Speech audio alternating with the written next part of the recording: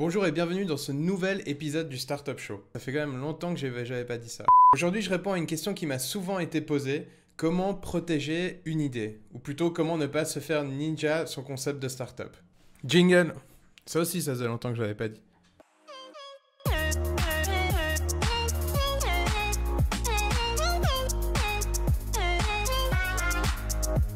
Imaginons que vous avez développé une application de votre côté.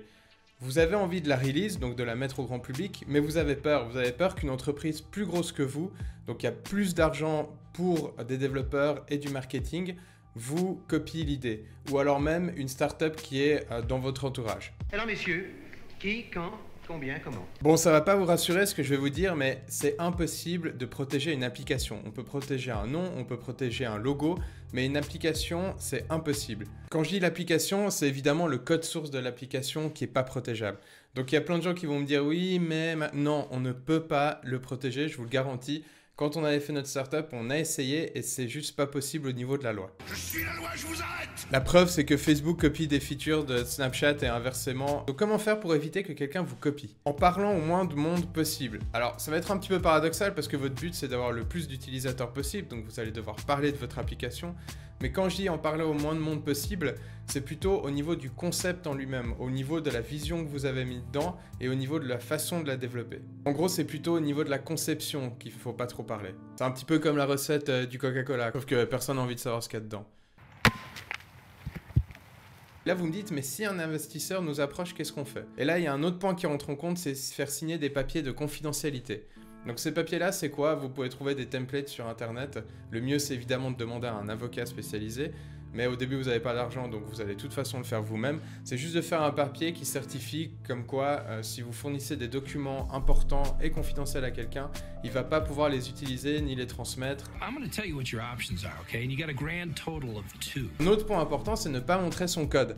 Alors, évidemment, je ne parle pas du front-end, parce que ça, de toute façon, on peut le voir, mais je parle plutôt du back-end, donc de votre base de données. Dites à vos développeurs d'éviter d'envoyer du code par email. Normalement, ils ne le font pas, mais on ne sait jamais. Trop partager du code sur GitHub et de le montrer aussi à tous leurs potes développeurs. Mais normalement, ils n'ont pas trop de potes, donc ça va.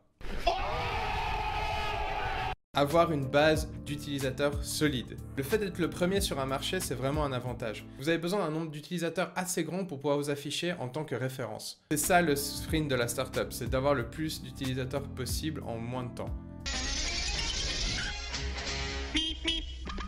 Le point le plus important, c'est y mettre sa vision. Alors la plupart des entrepreneurs que j'ai rencontrés qui se sont fait piquer leur idée, eux-mêmes avaient piqué des idées à des autres startups pour pouvoir faire leur startup.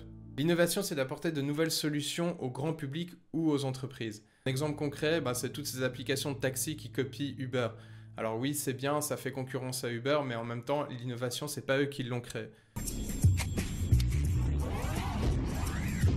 Pour conclure, je dirais que si une grande entreprise qui a beaucoup de moyens veut vous copier, de toute façon, elle va le faire. Ce qu'elle ne va pas réussir à faire, c'est d'incorporer votre savoir-faire dans l'application et votre vision.